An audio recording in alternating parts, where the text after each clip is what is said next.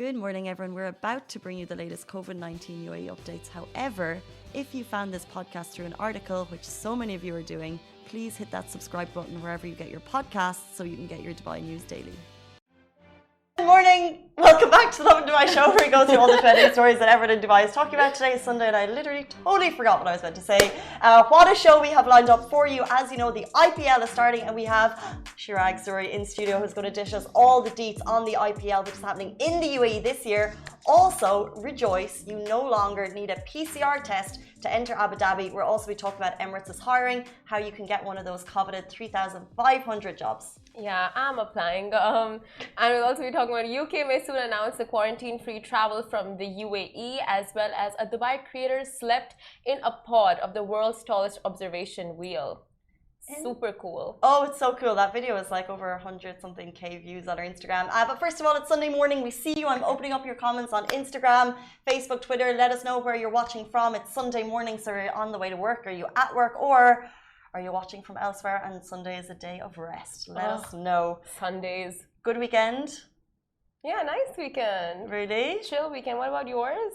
Oh, so chill. Yeah, I was at home pretty much for 48 hours dog sitting. 2 dogs, and they're just like not totally chill around each other. So we were just couldn't leave the house basically. Oh, huh. I think it's Ali's alarm to drink water. How was yours? It was good. My sister got married this weekend. Oh no! Yeah. Congratulations. Also, my response was, oh no, because obviously I'm assuming you didn't attend. No, so she got married in Canada, and we weren't able to attend. But it's a COVID wedding. It was a Zoom attendance. Did you get dressed up? No, we didn't even turn on our cameras. What? I was sleepy. It was me and my sister. We were like sleepy. We were like half asleep. It was at 12 in the night, 1 a.m. in the night, like Dubai time, and we're just like, oh.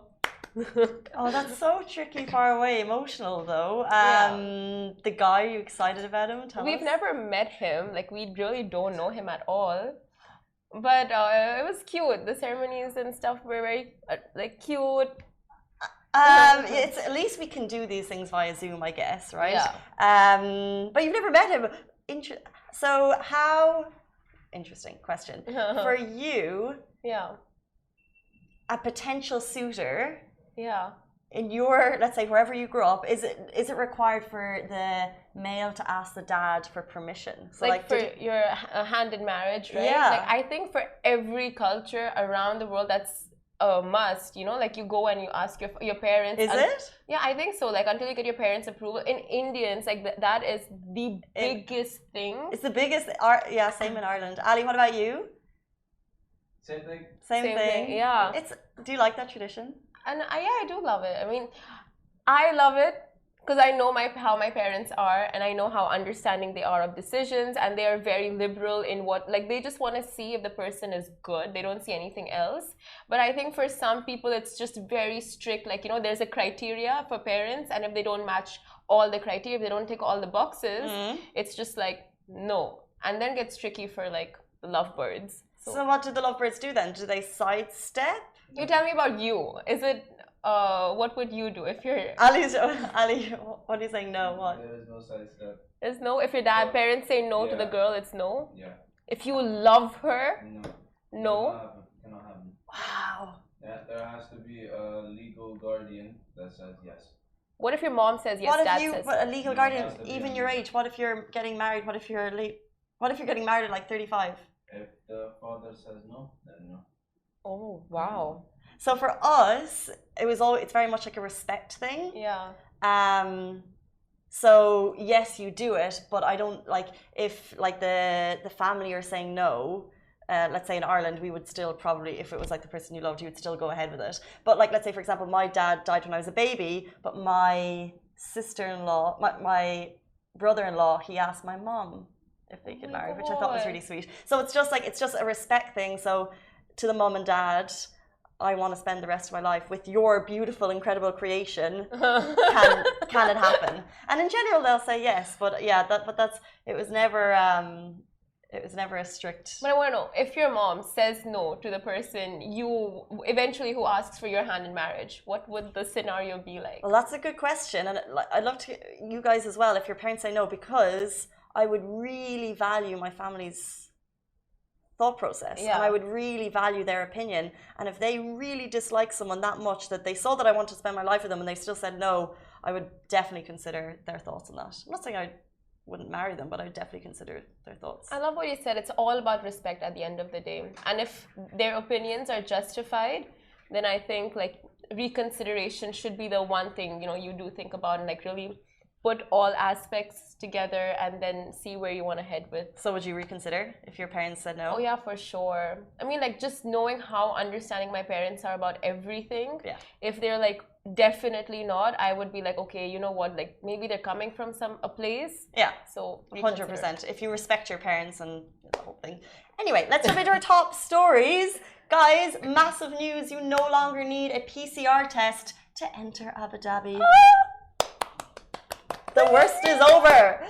Starting today, September 19th, the COVID PCR test to enter Abu Dhabi within the UAE will no longer be required. This is according to Abu Dhabi Media Office, who posted on Twitter yesterday. So the Abu Dhabi Emergency Crisis and Disasters Committee has updated the procedure to enter Abu Dhabi-Emirates from within the UAE and has approved the cancellation of COVID-19 testing requirements to enter. The decision follows a decreased COVID-19 infection rate in the Emirate of 0.2% of total tests and the activation of the Green Pass system to enter some public places. So a reminder, if you are heading down to Abu Dhabi and you want to enter, let's say, the mall or the gym or specific places, you'll still need the green on your Al Husn app. So that means you'll still need a recent PCR test, but you can check the requirements. But the beautiful moment this morning was at 12 a.m. September 19th. We saw the first cars go through the border in over a year without the need for a PCR test. And actually, even more incredible, Abu Dhabi police were waiting with flowers. Oh my God! For the people coming through. What a moment! That is incredible. But what, on the highway? Waiting on the highway with flowers at the border. Look, I'll read it to you. It just said we were presented by, I guess, at the border. So I guess it's still the stopping point. Enjoy the moment, Simran. Enjoy the beautiful moment. Can you imagine standing on the highway with flowers, and throwing them at the cars as they drive by. Is Abu Dhabi police presented people with flowers, wish them all the best, no need for Al Husn check, and shared by Sally Messar on Instagram. She said, thank you, Abu Dhabi police, for making our night. Oh, this is huge. I know a friend of mine, Anmol. So he lives in Abu Dhabi and he keeps coming back here because his family is here. And just the amount of PCR tests he's had to take over the last 2 years, like, unbelievable. People commute to the capital and vice versa, depending on where you live. So when COVID hit, you weren't going to immediately move because you're moving in an emirate for a specific reason. So people were facing very regular PCR tests. It was a cost on them. It was a cost to their business. And there's also a couple of minutes extra, even though the process was incredibly smooth. Whether or not they'll remove all the infrastructure they created yet, I would say they'll probably hold off.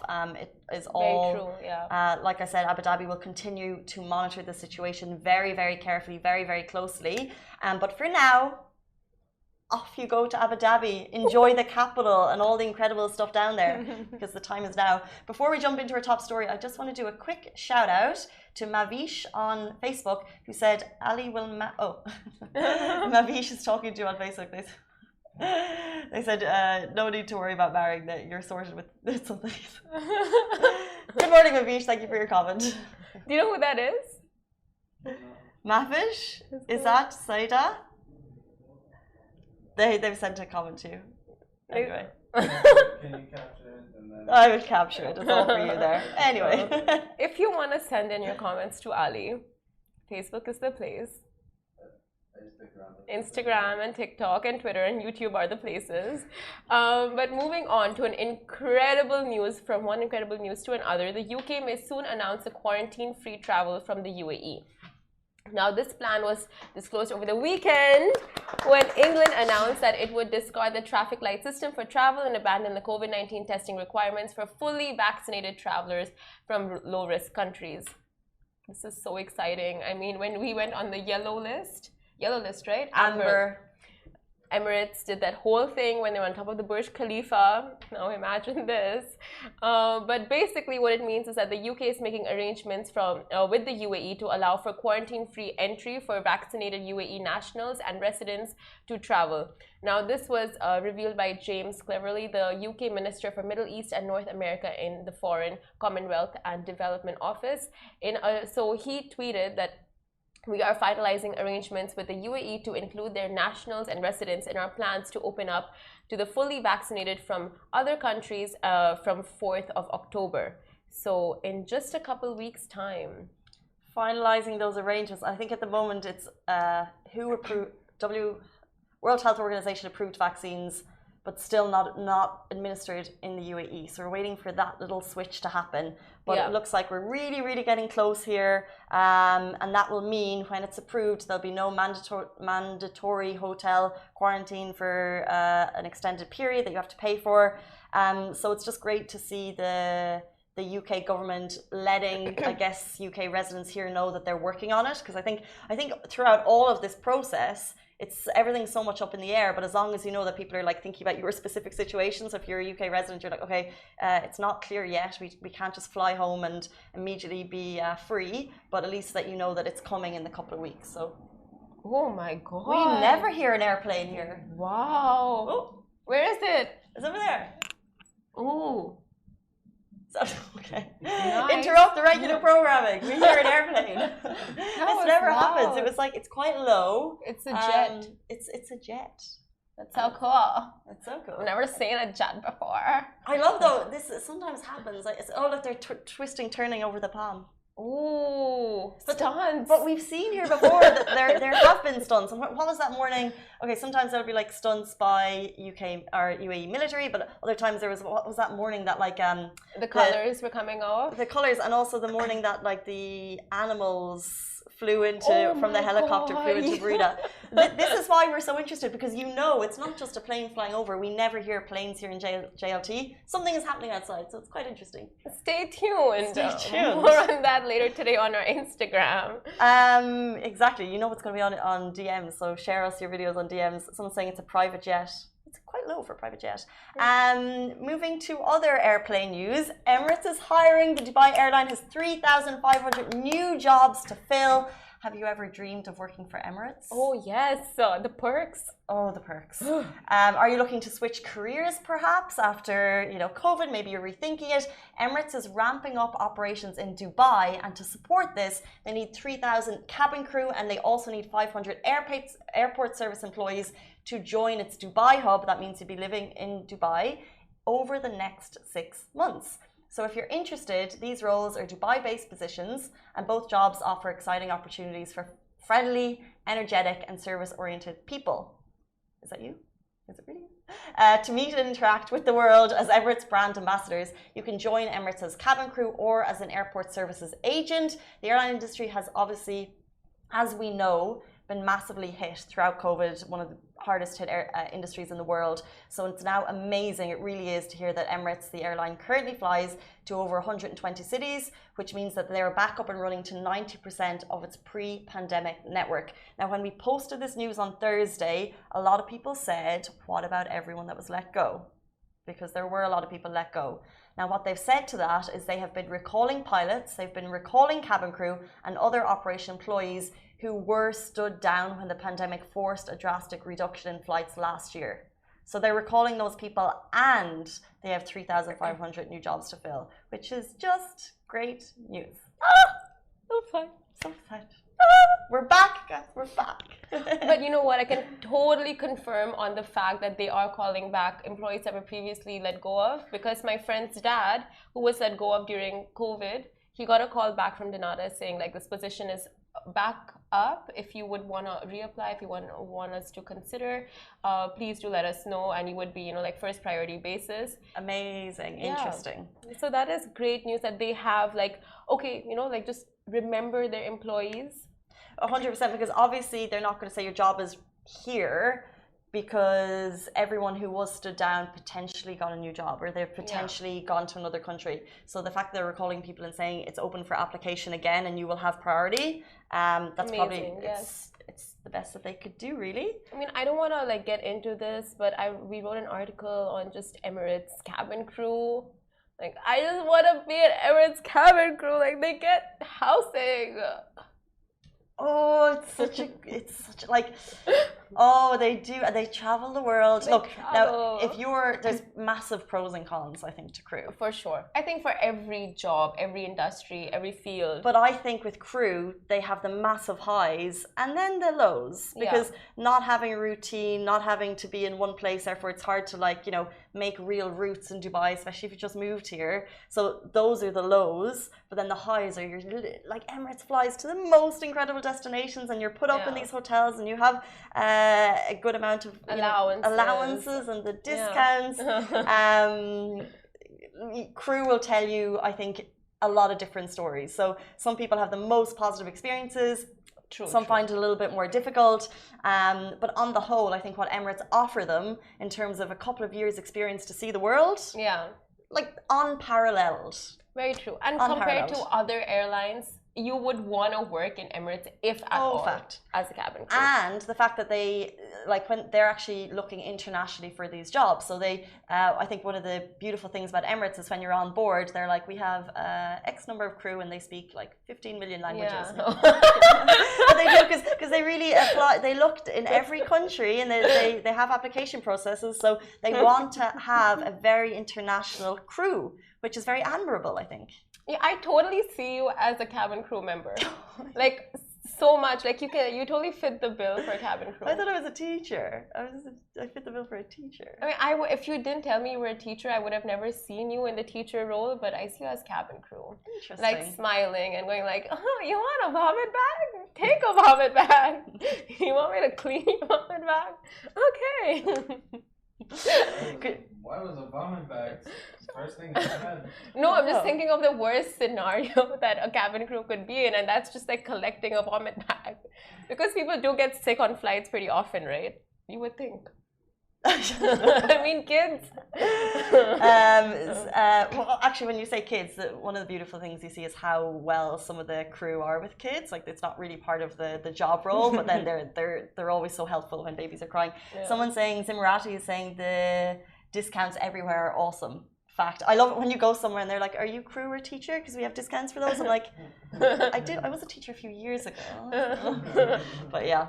In my head, I'm a cabin crew member. Does that count? I was in Bali 3 years ago. The same thing.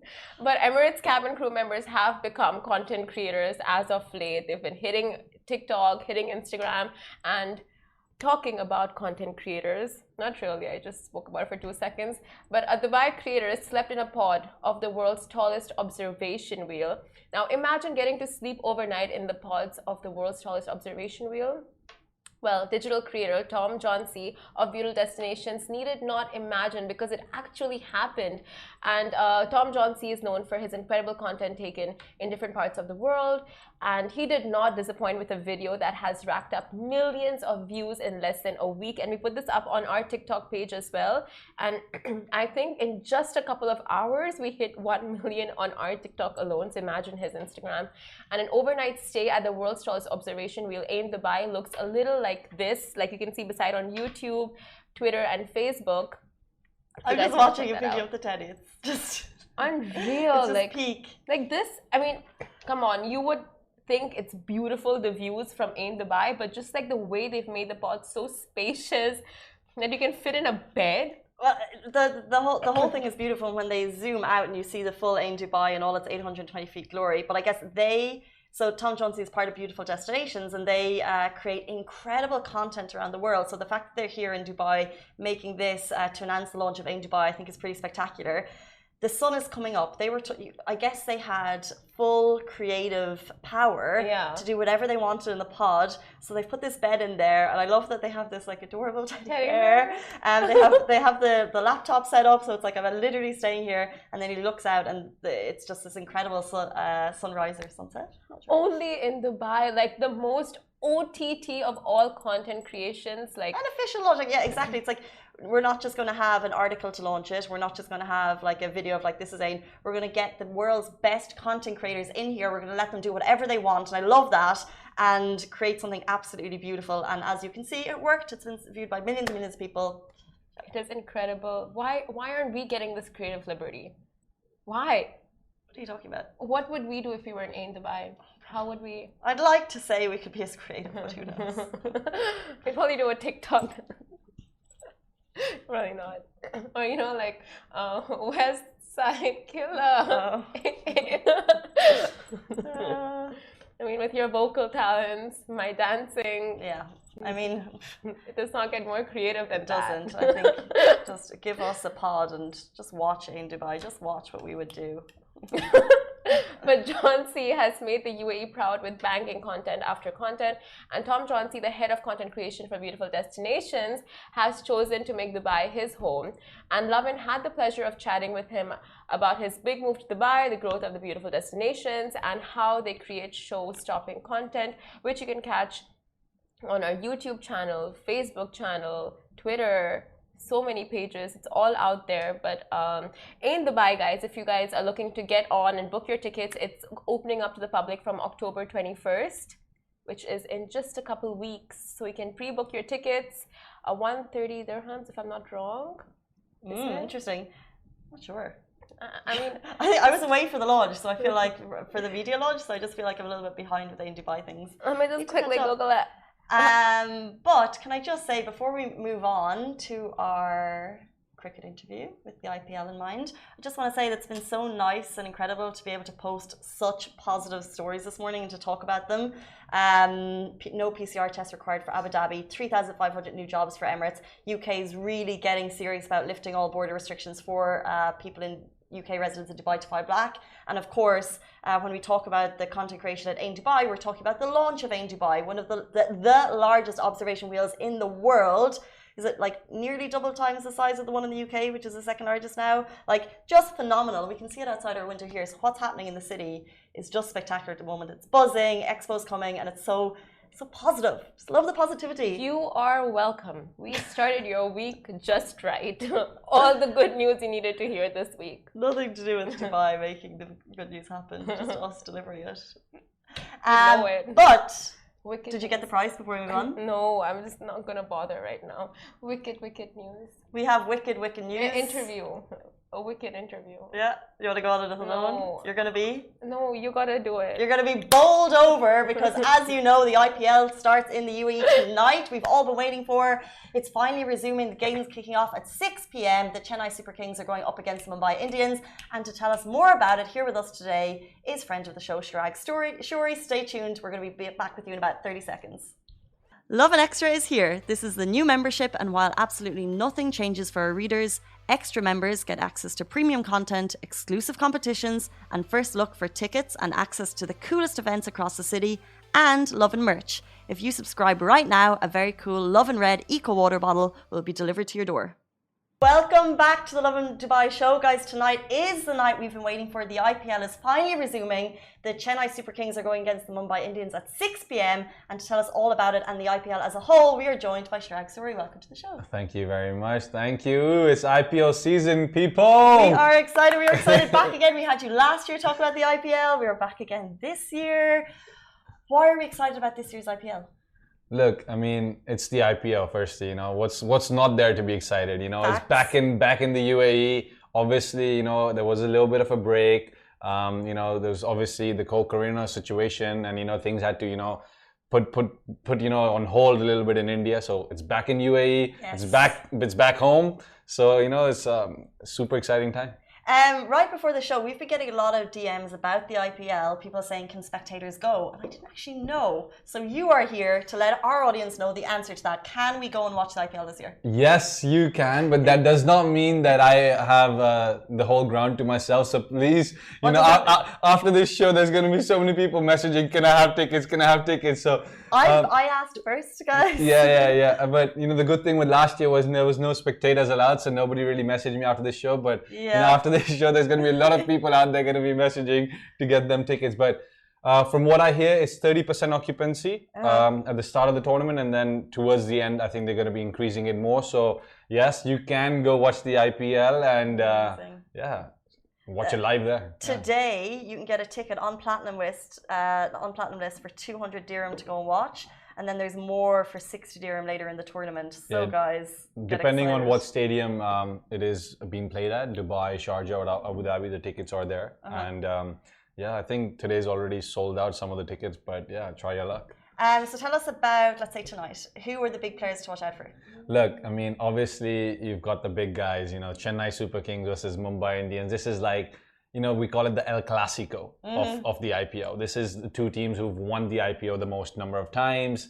Huge fan following. Obviously, Chennai Super Kings comes with, Mahendra Singh Dhoni, and he hasn't, he just retired last year, so he hasn't played too much cricket. So all the Thala fans, we call them, the Dhoni fans, are super excited to watch their guy back on the park. It's been some time, but they're super excited to see him.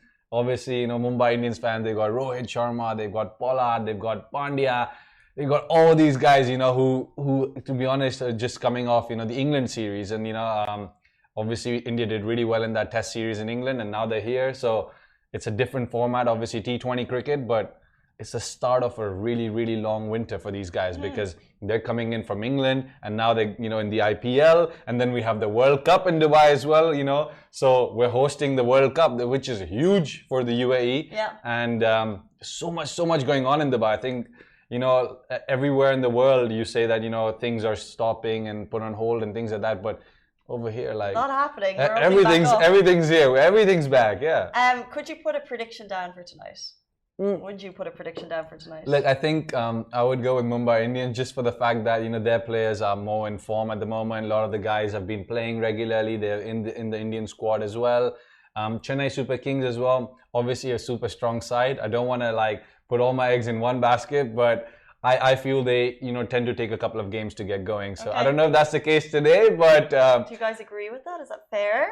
So all the Chennai Super Kings fans are gonna be unfollowing me on Instagram. But I like that you put down your prediction there. You're very honest about it.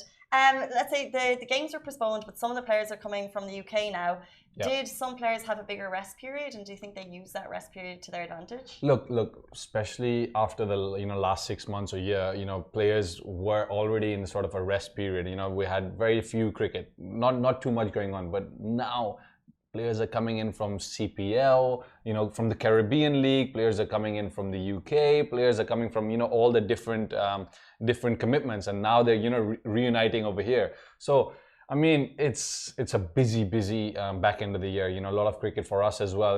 Whatever had been postponed and things like that. So now it's all going to come back to back. So lots going on. Lots of different formats as well. Like for example, we have the Red Bull Cricket Tournament coming to UAE now. It's a 2v2 street tournament. Anybody whoever loves the game needs to get involved in that, because it doesn't matter what kind of ability you have or things like that, but it's a 2v2 street game, and super exciting format. So cricket is what's happening in the UAE. Oh, facts. Just even seeing some of the players arrive, we're getting all the footage of fans outside cheering them and stuff like that. What is the COVID situation this year? Are the players bubbling? And if they are, is that mentally challenging for them?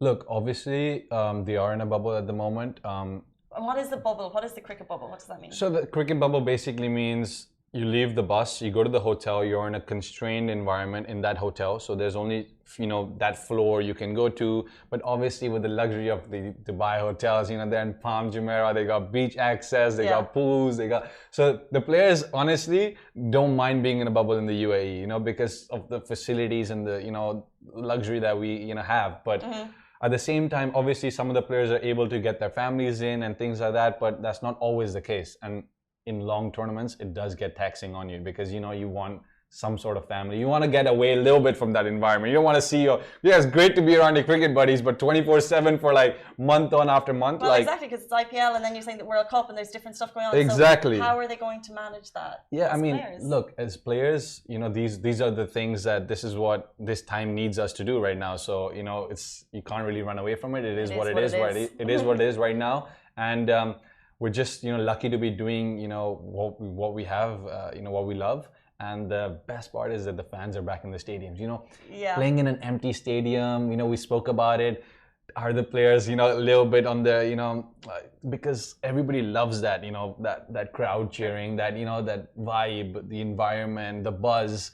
And that's what we live for. And even as players, you love that, you know, you love that. And I know for a fact that certain players really missed it because some players are the showboaters. You know, they love that crowd. True, okay. And their performances might have a little bit been, you know, not up to their mark. But I think having their fans back in the stadium, obviously we have 30% and then, you know, they're going to increase it depending on how things go. I think maybe even 100% towards the final. So fingers crossed.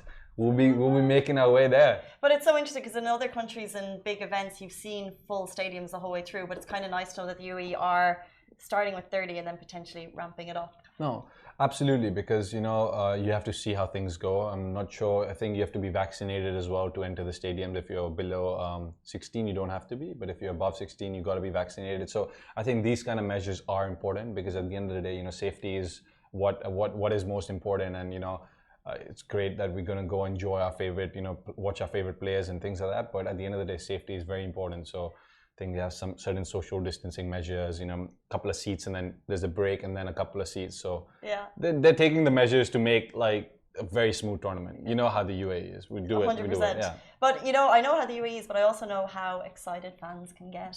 And I know that, I say the location of the hotels that they're staying at, it's a little bit public. Like I've heard one or two names of hotels and we've seen fans outside. Do you know any stories of fans trying to breach to get in? Because these players have millions and millions and millions and millions of followers. Like people love them.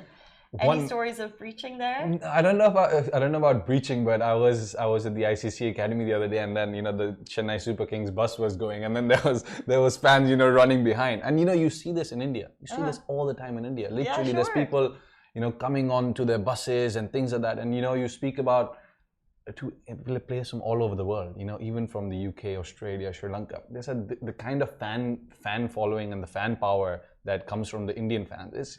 They're cricket loving nation. You know, they're mad about this game and they're mad about these, you know, these players. And this is an opportunity to, you know, get close to them. They don't want to miss it. You know, so yeah, you do see a lot of them, you know, flooding in and, you know, things like that. But that's what's the beauty of the game, I guess. That's what it's about. And one of obviously the most loved players is Virat Kohli. Yes. Do you want to talk about your opinions on his decision to, I guess, step down, to retire? Look, I think like he wrote, I mean, obviously it's not easy to make such a decision, you know, especially when you're at the top of your career. He's doing so well, and you know, obviously winning that, you know, 2-1, we're leading the series in England. Obviously the 5th game got postponed, but he's done terrifically well as a captain. But I think it's fair to respect that decision and you know, move forward, because obviously being captain in those 3 formats, you know, T20, 50 overs, and the Test, I mean, it's very taxing. It's not easy, especially like a country like India. So I think it's fair to say that he's going to focus on his batting, and he wants to, you know, leave this format maybe to whoever his successor may be. We don't really know yet, but we do have hints. Do we guess? I mean, there is obvious people that you think would probably take the reign, but there is some sort of you know, thing there right now, so we don't really know. But I think I wish him the best of luck. I think I really want him to have a really good World Cup. I think him retiring after the World Cup means that there's no pressure on him to do well. You know, if he doesn't do well, you know, there could be questions like, oh, he should step down from captaincy and things like that. But now that he's already stepping down from captaincy, there's that little bit of added pressure which is gone. Like, you know, that India, because if India doesn't win the World Cup, there's questions asked. And as the captain, you got to bear the brunt of all of that. So But I know, but cannot people can say anything because if he goes in, he's like, I'm already retiring. Will people say that he's not maybe putting his all in? Like that's what someone so could people say. are going to say whatever they're going to say. You cannot stop them from saying. Yeah. But I feel this pressure's taken off, and I think it's the right decision to do before the World Cup, 100%. Back home to the IPL. Before we leave you, talk to us about this tournament as a whole. Which teams are looking solid? Which teams could have more work? Which players have been lazy? Which players have been like really ramping it up right before the IPL? Why are we excited? I think there's all the reasons to be excited for this IPL because we feel that that we've always seen the Chennai Super Kings or the Mumbai Indians do well every single year, but last the phase in India, we saw Delhi Capitals do really well. We saw Virat Kohli's RCB do well after many years. So there's always talks about his captaincy and things like that because RCB, which the team he captains in the IPL, they haven't really won a tournament yet. So RCB is in that top 4 right now in the IPL. So they're in the top few spots. So it's very exciting to see because everything's neck to neck. And this season, there's not one team that's looking completely dominant. That sometimes which has been the case. So I think there's a good opportunity to see some upsets, some close games like we did last year. If you remember, we saw a double super over game. That's never been heard of in cricket, and we saw that last year. So I think there's going to be no short of excitement and thrill for this season, and just looking forward to it. Absolutely same. Like, look, there it is, guys. There are a lot of contenders, which I think going into the tournament makes it much more exciting. You can actually go and watch it this time. There's stadiums in Dubai, Abu Dhabi, Sharjah. It's all going down. Thank you so much, Chirag, Suri, for your time. Thank you so much. Thank you very much. And we'll have you back again, hopefully during the IPL and when the World Cup comes. Yes, absolutely. I'm planning to even go for the games in Abu Dhabi now that I heard that you don't require Yeah, that's amazing. Same. I'm 100. Well, I'm gonna hopefully try and get a ticket closer to home, but I've Platinum List open as we speak. Tickets starting from 60 dirham. How could you not, guys? That is the IPL starting in the UAE today. We are super excited. Thank you for your time. That is it for us on the Lovin Dubai show. We're back with you tomorrow morning, same time, same place. Guys, that is a wrap for the Lovin Daily. We are back same time, same place every weekday morning. And of course, don't miss the Lovin show every Tuesday where I chat with Dubai personalities. Don't forget to hit that subscribe button and have a great day.